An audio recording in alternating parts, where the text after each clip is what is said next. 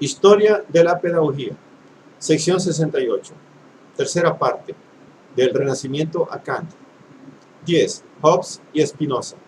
69. Spinoza. Servidumbre y libertad del hombre. 70. Spinoza. Religión, política, educación.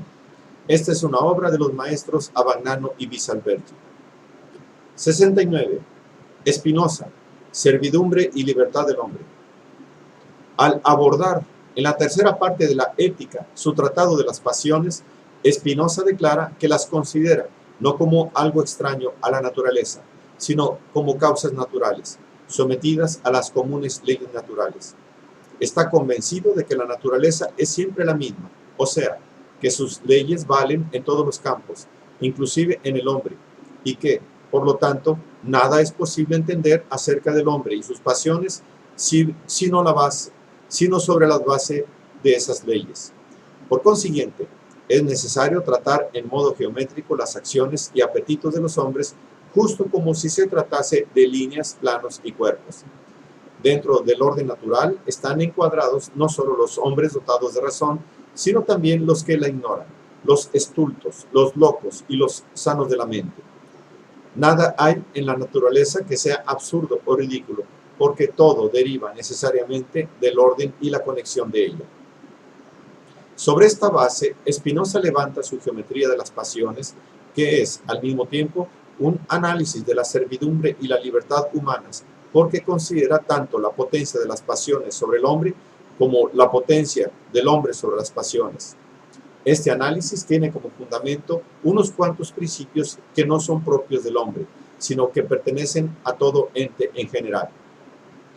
El principio fundamental es que todas las cosas tienden a perseverar en el propio ser y que este esfuerzo de autoconservación es la esencia actual de la cosa misma. De este principio surgen las pasiones fundamentales, alegría y tristeza. En efecto, la alegría es el afecto ligado a la conservación y al perfeccionamiento del propio ser, mientras la tristeza es la pasión ligada a una disminución del ser. Pero como alegría y tristeza se acompañan con la idea de una causa que las produce, se transforman en amor y odio, por las cuales el hombre busca todo aquello que le produce alegría y rehúye todo lo que le ocasiona tristeza. De estas pasiones fundamentales nacen todas las demás. La servidumbre del hombre consiste en su impotencia para moderar y reprimir las pasiones. Esta impotencia no es una imperfección de la naturaleza. Perfección e imperfección son nociones del pensamiento humano que nacen de la confrontación entre individuos de la misma especie, y lo mismo vale para el bien y el mal. La naturaleza no hace más que seguir su orden necesario. Si el hombre quiere dominar a las pasiones, debe considerarlas como parte de la naturaleza humana, y por consiguiente del orden universal en el que figura ésta. Solo así podrá pasar de la esclavitud a la libertad, del mal al bien, entendiendo como bien todo aquello que es útil a la vida individual y asociada. El hombre que domina las pasiones, el hombre libre, es aquel que, habiendo comprendido la naturaleza de las pasiones, puede actuar independientemente de ellas. La pasión mueve al hombre en función de la alegría y la tristeza, pero en realidad la alegría y la tristeza sirven realmente para conservarlo y reforzarlo en su ser, para darle mayor realidad y perfección. Ahora bien, el hombre puede hacer esto incluso independientemente de la alegría o la tristeza, actuando en función de lo útil. En tal caso, actuará según la razón, y su vida será virtuosa. Se le abrirá la senda de la libertad, comprenderá sus propias pasiones, y en la medida en que las comprenda, dejará de ser su esclavo. Una pasión no se vence por medio de preceptos abstractos, sino con otra pasión más fuerte, la razón. Al descubrir el orden natural y necesario de las pasiones, hace que, por así decirlo, se supriman las unas a las otras. Pero la razón que descubre el orden natural reconoce al mismo tiempo, en ese orden, a Dios mismo. La libertad humana, en cuanto se funda en el conocimiento de la necesidad natural de las pasiones, se funda en el conocimiento de Dios, es decir, del orden necesario y universal. La razón, el segundo género de conocimiento, y la ciencia intuitiva, el tercer género del conocimiento, son pues los caminos que conducen al hombre a la libertad. El tercer género de conocimiento es el que del conocimiento de los atributos de Dios procede al conocimiento de la naturaleza de cada cosa en particular. Es decir, que ve en cada cosa una manifestación de Dios geométricamente ordenada en relación con el todo. Este conocimiento es, a un tiempo, amor de Dios, porque es alegría a lo que se acompaña a la idea de Dios en cuanto causa. El amor intelectual a Dios es el más alto término de la libertad humana. Es el mismo amor con que Dios se ama a sí mismo, o por lo menos forma parte de ese amor. Es la felicidad y la libertad del hombre que se libera de las pasiones particulares y del temor a la muerte, porque se garantiza en su integridad. En realidad, dice Spinoza, el hombre libre piensa en todo menos en la muerte. Su sabiduría es meditación no de la muerte, sino de la vida, puesto que solo desea actuar, vivir y conservar su propio ser mediante la búsqueda de lo útil. 70. Spinoza. Religión, política, educación. El Tratado Teológico Político se propone explícitamente sustraer al hombre a la servidumbre de la superstición y restituirlo a su libertad religiosa y política. Spinoza considera que una religión universal y en armonía con la naturaleza puede reducirse a unos pocos principios que aseguren la obediencia del hombre a Dios. Dado que, como se ha visto, esta obediencia es esencial para que el hombre sea libre de las pasiones y es también necesaria para la vida asociada, los principios que la aseguran son indispensables para el hombre. Estos principios son los siguientes. 1. Existe un Dios, esto es, un ente supremo, justo y misericordioso. 2. Dios es uno. 3. Dios es omnipotente y omnisciente. 4. Dios tiene supremo derecho y dominio sobre todas las cosas. 5. El culto de Dios y la obediencia a Él consisten únicamente en la justicia y la caridad, es decir, en el amor del prójimo. 6. Solo quienes obedecen a Dios se salvan, los demás se pierden. 7. Dios condona los pecados a quienes se arrepienten. Tales son los principios fundamentales de la religión, principios universalmente obligatorios, porque sin ellos no hay posibilidad de vida religiosa. Por lo que se refiere a los restantes dogmas, ritos y creencias de cada religión, según Spinoza, tienen poca importancia, y cada cual debe ser libre de aceptarlos o rechazarlos, o cuando menos de interpretarlos a su modo. Entendiendo la fe como obediencia a Dios, desaparece toda posibilidad de oposición entre fe y filosofía. La meta de la filosofía es la verdad.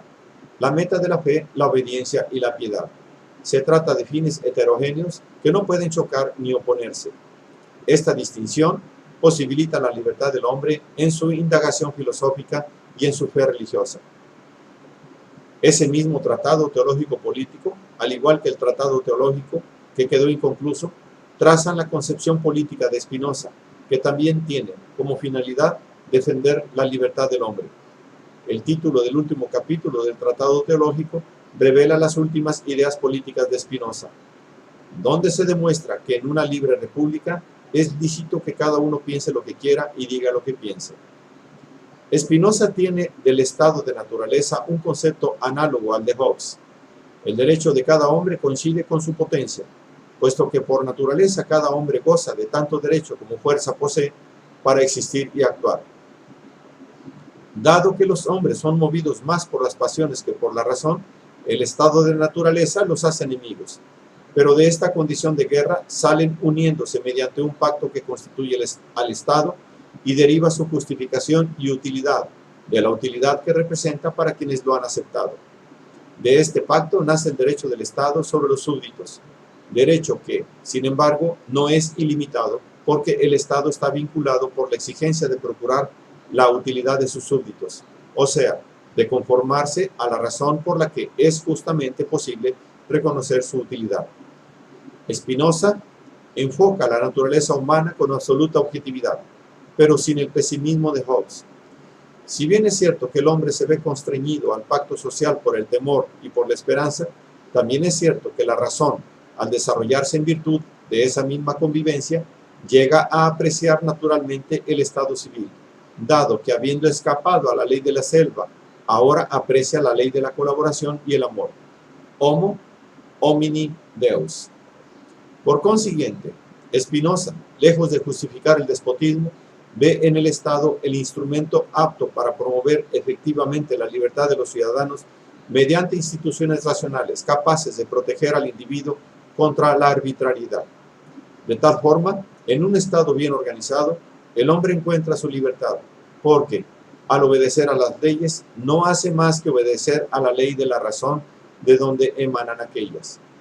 La finalidad del Estado, escribe Spinoza, no es transformar a los hombres de seres racionales en bestias o máquinas, sino, antes bien, garantizar que su mente y su cuerpo funcionen con seguridad, que se sirvan de la libre razón y que no se combatan con odio, ira o engaño, ni se enfrenten el uno al otro con ánimo inicuo. La verdadera finalidad del Estado es, pues, la libertad, y su tarea es una tarea educativa.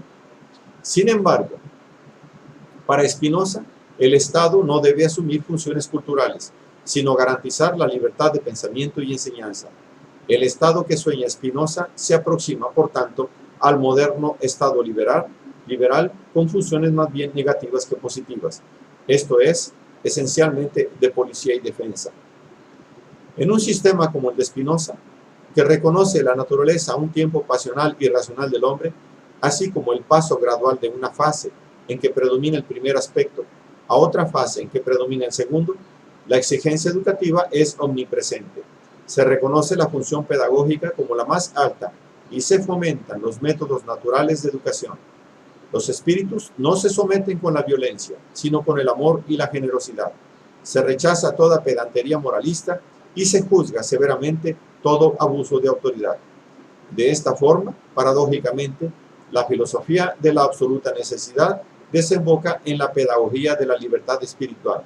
Pero, dejando de lado las paradojas, Spinoza parece advertirnos que solo una atenta consideración de la naturaleza humana, en cuanto parte de la naturaleza universal, nos permitirá educarla de verdad para ser libre.